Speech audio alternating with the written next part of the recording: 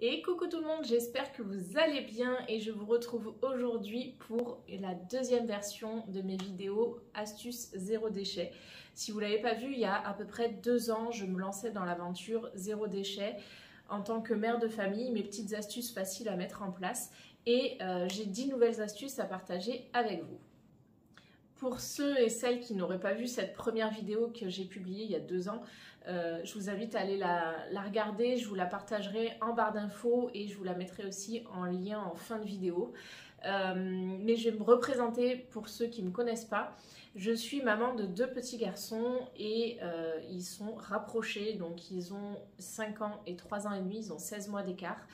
Et ça fait maintenant un peu plus de 2 ans, je dirais presque 3 ans, que j'ai commencé à m'intéresser au zéro déchet. Alors, clairement, gros disclaimer, je ne suis ni parfaite, ni un exemple, et je suis humaine. Donc, je ne fais pas tout parfaitement. Par contre, je prends conscience petit à petit de notre impact, de l'impact de chacun, et je pars du principe que les petits gestes du quotidien peuvent changer de grandes choses et les petits gestes de tout le monde. Donc je vous partage des choses que j'ai réussi à mettre en place chez moi sans pour autant perturber l'organisation de la famille, sans pour autant obliger ma famille ou mes amis ou qui que ce soit à vivre de la même façon que moi. Si vous êtes là, c'est que vous avez dû faire une petite recherche dans la barre d'infos ou vous vous êtes abonné à ma chaîne parce que vous avez les mêmes valeurs que moi.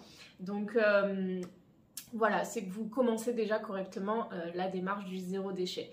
Alors voilà, ça s'appelle zéro déchet, c'est un petit peu le grand nom de ce mouvement entre guillemets. Mais là, je vais plus vous parler de comment réduire nos déchets et notre impact sur le long terme, plutôt que de vous dire qu'il faut aller chez le primeur, pardon, automatiquement, qu'il faut aller chez le boucher, enfin...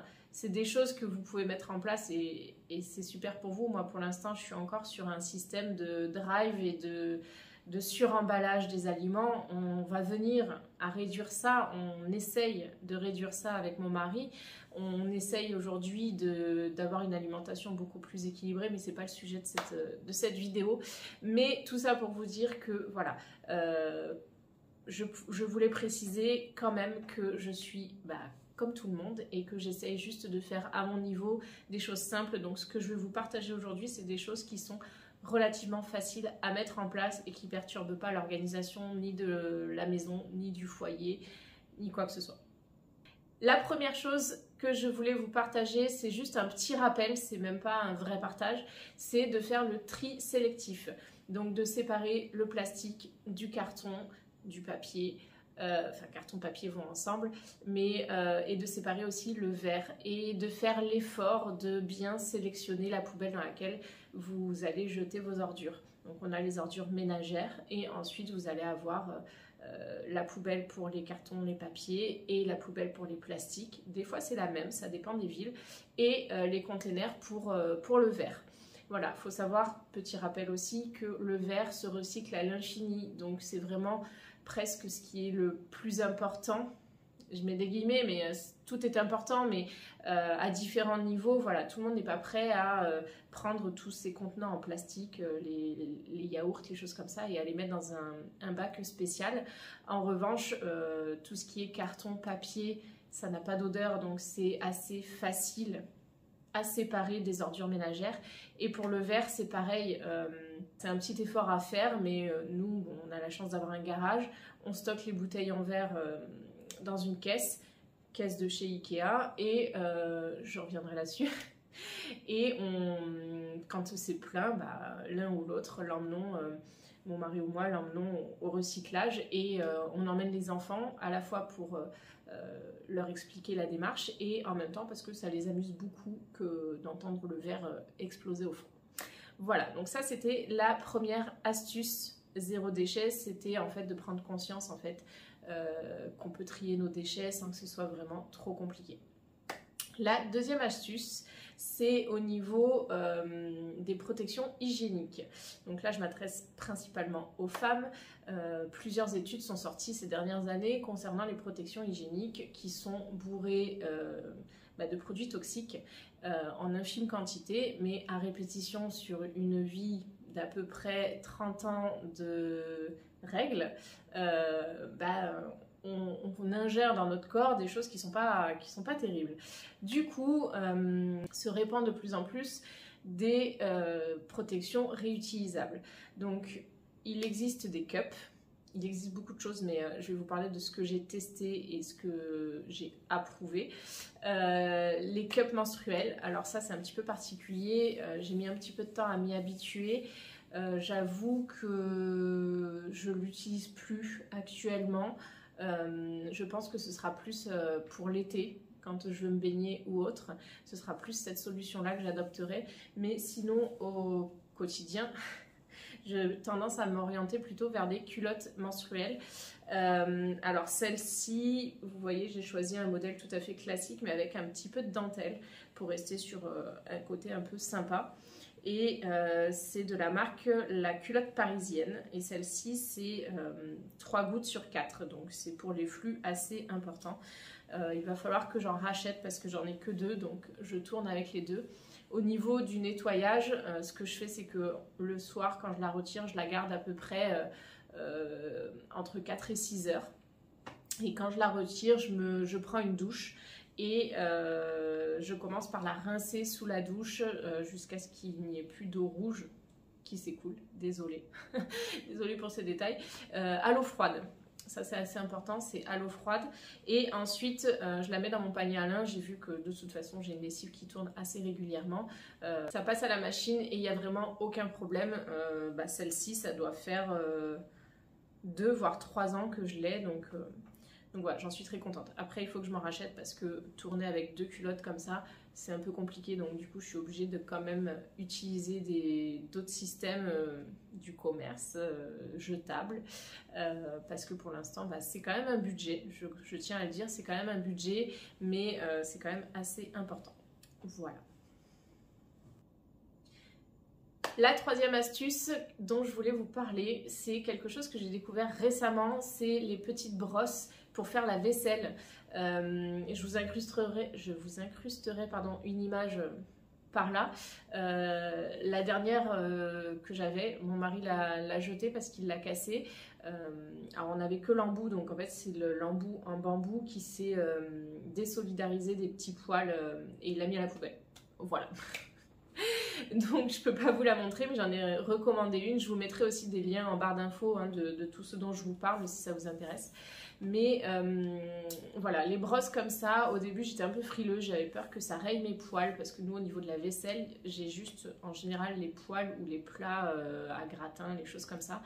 Mais en fait pas du tout, et puis ça marche super bien. Et celle que j'ai commandée, je l'ai commandée avec le manche réutilisable, donc en fait il n'y aura plus que l'embout à changer, et ça je trouve ça plutôt pas mal parce que ça permet aussi de nettoyer au fond d'un récipient en verre ou autre. Par exemple, nous on garde les pots de compote qu'on réutilise pour stocker des graines, des choses comme ça. Donc voilà, pour nettoyer le fond, aller bien au fond.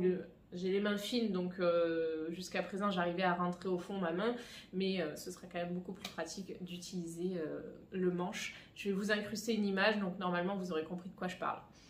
Donc dans la même idée que de réutiliser les bocaux en verre de compote, vous pouvez aussi acheter, ceux-là viennent de chez Ikea, mais ce type de tupperware. Donc de jeter les tupperwares en plastique et de privilégier le verre. Comme je vous disais, le verre c'est recyclable à l'infini, et c'est surtout que ceux-là vous allez y mettre vos aliments. Ça passe au lave-vaisselle, ça passe au four, ça passe au micro-ondes et ça va au congélateur. Donc vraiment, on peut s'en servir pour beaucoup de choses. Et surtout, quand vous allez faire cuire vos aliments à l'intérieur, vous n'allez pas avoir de la toxicité du plastique qui va s'imprégner dans votre alimentation. Donc voilà, moi les bocaux en verre comme ça, alors j'avoue c'est un peu lourd, mais vous avez différents formats. Et par exemple, je sais que si j'étais amenée à manger à l'extérieur, à pique-niquer ou avoir besoin de me faire un repas pour le midi pour le travail. C'est pas mon cas parce que je rentre à la maison tous les midis, mais si ça m'arrivait, je préparais là-dedans, je me mettrais dans une petite glacière et puis je préparais mes repas pour le midi, et ça passe sans problème dans un micro-ondes. Ça conserve aussi très bien pour une salade ou autre. Donc voilà, il existe différents formats. Ceux-là viennent de chez Ikea, mais il en existe, enfin, tout le monde en vend. Je voulais préciser aussi que là j'utilise des couvercles en plastique parce que au départ j'avais acheté ceux avec les couvercles j'avais acheté les couvercles en bambou, ça se vend séparément en tout cas chez Ikea, pour le côté un peu design. Ce qui me pose problème avec le bambou, c'est qu'on va retirer l'alimentation des pandas, on va faire une déforestation pour nous fournir un côté esthétique. Alors à ce moment-là, je préfère garder le côté plastique et aussi je trouve que c'est plus propre, c'est plus facile à nettoyer que le bambou qui va s'imprégner au niveau de l'humidité, qui va se déformer, etc. Donc voilà, ça c'est vraiment un parti pris de ma part. Comme je vous disais en début de vidéo, je ne suis pas parfaite, mais j'essaye de réfléchir à ce que je fais et de réfléchir à ce qu'il y a de mieux à mon sens. Astuce zéro déchet suivante, c'est ceci. Un petit tapis en silicone pour remplacer le papier cuisson. Je ne suis pas une grande cuisinière, mais c'est vrai que le papier cuisson, j'avais tendance à en mettre pour les frites, pour les biscuits, pour ne serait-ce que pour protéger ma plaque quand je faisais cuire quelque chose au-dessus. Si ça tombait, je le laissais au fond, et puis on l'utilise une fois, puis on met à la poubelle. Enfin, voilà, c'est vrai que ça s'imbibe de gras et voilà, c'est pas... C'est un papier comme un autre, on prend, on jette sans réfléchir plus que ça. Et puis, je suis une fan de Top Chef et j'ai vu qu'ils utilisaient ce genre de petits rouleaux, de petits tapis en silicone et je me suis dit, ah ouais, j'en veux un. Alors à la base, c'est parce que j'avais vu qu'ils faisaient des chips de parmesan, donc je voulais faire pareil. Je n'ai jamais fait de chips de parmesan. Mais j'ai mon petit tapis en silicone et je lui ai trouvé une utilisation plus fréquente. Et puis voilà, j'en suis très contente. Ça se nettoie très facilement. Voilà, il n'y a aucun souci. J'ai pas plus à dire pour ça. Je pense que ça parle de soi. Astuce suivante, privilégier les serviettes en tissu plutôt que les serviettes en papier. Alors pareil pour les nappes, les serviettes en papier, c'est vrai que c'est ce qu'on va avoir tendance à mettre sur la table quand on reçoit les serviettes décorées pour Noël, les choses comme ça. Mais en tant que fan de décoration, clairement, c'est double emploi pour les serviettes en tissu. C'est-à-dire qu'on va avoir le côté esthétique de la serviette et une plus jolie table. Et le côté écolo parce que du coup c'est des serviettes qu'on va réutiliser encore et encore et encore. Alors pour la petite histoire, celle-ci c'est des serviettes que j'ai commandées pour mon mariage. C'était un des éléments forts de la décoration de mon mariage. On était vraiment sur un thème champêtre, donc en fait on avait surtout des plantes aromatiques en centre de table, on avait des oliviers, du thym, du romarin, de la lavande, etc. Et dans chaque assiette, la nappe était blanche, ça c'était fourni par le traiteur. Il nous fournissait aussi des serviettes blanches si on le souhaitait, mais j'avais envie de cette petite touche de bleu parce que comme vous pouvez peut-être le voir, hein, j'aime beaucoup le bleu. Pour ceux qui ne me connaissent pas encore. Mais voilà, du coup j'ai acheté une centaine de serviettes comme ça. Et ce qui est pas mal aussi, c'est que ça nous sert aussi de cadeau. On a offert entre 6 et 8 serviettes comme ça à certains de nos invités que ça intéressait. Donc j'ai pas gardé 100 serviettes chez moi, mais j'en ai, je pense que je dois en avoir encore 40. Donc je sais pas encore, j'ai un peu de mal à m'en séparer et à les vendre, mais voilà, j'ai mes petites serviettes, c'est un souvenir de mon mariage et puis je peux les réutiliser et les remettre sur la table quand bon me semble. J'ai aussi d'autres serviettes, ça peut faire partie aussi des idées cadeaux si vous êtes en manque d'inspiration. Moi je trouve ça vraiment sympa d'offrir des serviettes de table ou une nappe, voilà, des jolies choses pour la maison plutôt qu'un vase qui peut ne pas plaire. Là on reste sur des choses assez simples mais utiles. Voilà. Autre chose que j'utilise très fréquemment, c'est un thermos, une gourde thermos pour être exact. Donc là, celle-ci, elle s'ouvre comme ça. En fait, je suis infirmière libérale et je travaille principalement dans ma voiture. enfin, je suis beaucoup dans ma voiture, je travaille pas dedans, mais je suis beaucoup dans ma voiture et au début où je travaillais, bah, c'est vrai que j'emmenais ma bouteille et puis je la buvais, je la jetais et le lendemain je reprenais une nouvelle bouteille, etc. Est arrivé l'hiver et j'ai commencé à prendre un thermos pour mon café. Et je me suis dit, ben, pourquoi pas aussi un thermos pour l'eau. C'est très bête hein, ce que je raconte, mais voilà comment m'est venue l'idée d'utiliser plutôt un thermos, une gourde, plutôt que d'utiliser des bouteilles en plastique.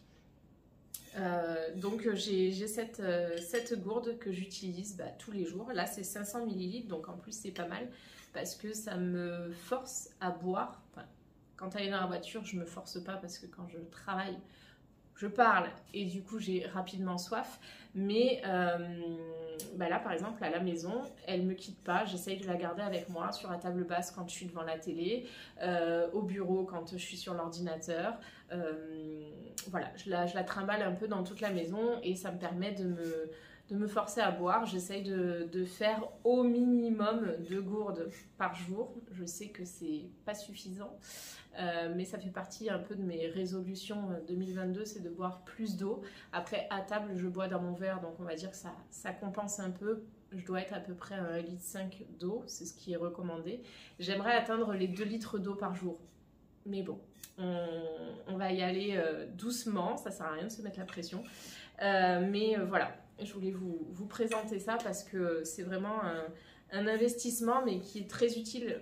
En plus, celle-ci, on reste dans les bleus-verts, hein, on reconnaît un peu mes goûts. Il en existe pas mal, je vous mettrai le lien aussi parce que je les trouve vraiment sympas. Celle-ci, elle a été livrée avec 2 types de bouchons. Donc celui-ci en format gourde et un autre bouchon qui se visse plus simple avec, comme là, un système d'anneaux entre guillemets. Il y a aussi un mousqueton qui était fourni avec et une poche en... Je ne sais plus comment ça s'appelle la matière, mais voilà, et avec le petit goupillon pour nettoyer, etc. Donc vraiment celle-ci, je vous la recommande, elles sont vraiment sympas et le toucher est légèrement rugueux, c'est pas désagréable, mais je trouve que c'est pas mal parce que ça glisse moins. Donc voilà, il y a plein de couleurs, donc voilà, je vous partage tout ça en barre d'infos. Autre astuce zéro déchet, c'est d'essayer de faire vos biscuits vous-même. Là, je m'adresse principalement aux mamans, mais ça peut parler à tous les gourmands. Faites vos gâteaux et vos biscuits vous-même, puisque jusqu'à présent, c'est vrai que la facilité, ça va être d'acheter des paquets de biscuits pour le goûter, etc. Et en fait, ça fait des emballages. C'est souvent en plus dans des boîtes en carton avec des emballages individuels ou des lots de 4 ou 6 biscuits. Enfin bref, ça fait emballage sur emballage sur emballage et ça fait énormément de déchets. Voilà, essayez de passer un petit peu de temps en cuisine. Pour les mamans en plus, c'est hyper sympa de faire ça avec les enfants. Le mercredi et puis le week-end, on essaye de se faire une petite fournée ou un gâteau qui nous fera 2 ou 3 goûters, voire des petits déjeuners. Autre astuce pour faire moins de déchets, c'est quelque chose auquel on ne pense pas forcément parce que c'est pas concret, c'est pas palpable, mais ça va être de vider vos boîtes mail. Moi j'ai plusieurs boîtes mail, j'ai une boîte mail professionnelle, j'ai une boîte mail pour mes réseaux sociaux et j'ai ma boîte mail personnelle. Et en fait, ces 3 boîtes mail, c'est vrai que si j'y vais pas tous les jours, ça se remplit de spam, de pubs, de mails que je vais conserver parce que je vais le lire et puis je me dis il faut que je revienne dessus mais je vais pas oser entre guillemets le jeter au cas où. Mais voilà, videz régulièrement vos boîtes mail puisqu'en fait le stockage de vos mails c'est sur les réseaux, etc. Alors j'ai pas tous les termes techniques, je suis pas une professionnelle mais je sais que ça consomme énormément d'énergie et que parce que c'est stocké dans des clouds, c'est stocké dans la Silicon Valley, enfin c'est stocké dans les satellites, enfin bref, je ne sais pas exactement où est-ce que c'est stocké, mais je sais que c'est stocké sur internet et que pour stocker les choses, ça prend de l'énergie et du coup, ça pompe l'énergie de la planète. Donc voilà, essayez de vider vos boîtes mail, d'y aller petit à petit. Quand vous voyez que c'est des pubs de marques de sites internet, de choses comme ça, qui vous relancent plusieurs fois et que vous vous rendez compte que vous n'allez jamais sur ces sites-là ou très rarement grâce aux mails, à ce moment-là, désabonnez-vous de la newsletter parce que finalement, il n'y a pas grand intérêt que vous receviez tous les jours des informations alors que vous y allez soit par vous-même, soit vous n'y allez pas du tout. Donc désabonnez-vous et comme ça, ça vous fait des mails en moins à stocker et à jeter. Et enfin, le dernier point, cette vidéo va être très longue je crois. Et enfin, le dernier point, ça va être la seconde main. Alors, que ce soit pour les habits ou pour les meubles, il y a énormément maintenant de sites qui vous permettent d'acheter en seconde main. On va parler de Vinted, qui est quand même relativement connu maintenant sur les réseaux, etc. pour les habits principalement, mais pas que. Et on va parler aussi du Bon Coin ou de Marketplace sur Facebook. Donc moi j'ai recours à ces 3 sites de différentes manières. Sur Marketplace, je vais avoir tendance à vendre tout ce qui a été objet de puériculture qui est encore en bon état ou des meubles. C'est vrai que je vais plus passer par Marketplace, par Facebook, par le réseau autour de moi, les gens qui habitent pas très loin et tout ce qui va être à donner de main à la main plutôt que de passer par Vinted. Vinted, je vais y vendre tout ce qui est vêtements, etc. Mais je vais aussi y acheter des vêtements et des livres. C'est vrai qu'aujourd'hui, je vais avoir le réflexe d'aller d'aller voir si un livre qui m'intéresse, en particulier les livres de développement personnel, s'ils sont sur Vinted. Et à ce moment-là, pour quasiment le même prix, voire moins cher, puisque l'idée c'est aussi quand même d'acheter de l'occasion, donc voilà, dans la démarche, c'est logique aussi que ce soit vendu moins cher.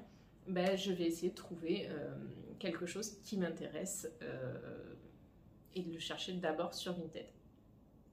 Donc voilà, j'en ai fini avec mes 10 astuces zéro déchet. J'espère que cette vidéo vous a plu. Si c'est le cas, n'hésitez pas à liker, à commenter et à vous abonner. Ça me fera super plaisir. Si vous voulez d'autres vidéos zéro déchet, n'hésitez pas à me le dire en commentaire. Je ferai mon maximum pour vous donner d'autres astuces faciles à appliquer. Je vous dis à bientôt dans une nouvelle vidéo.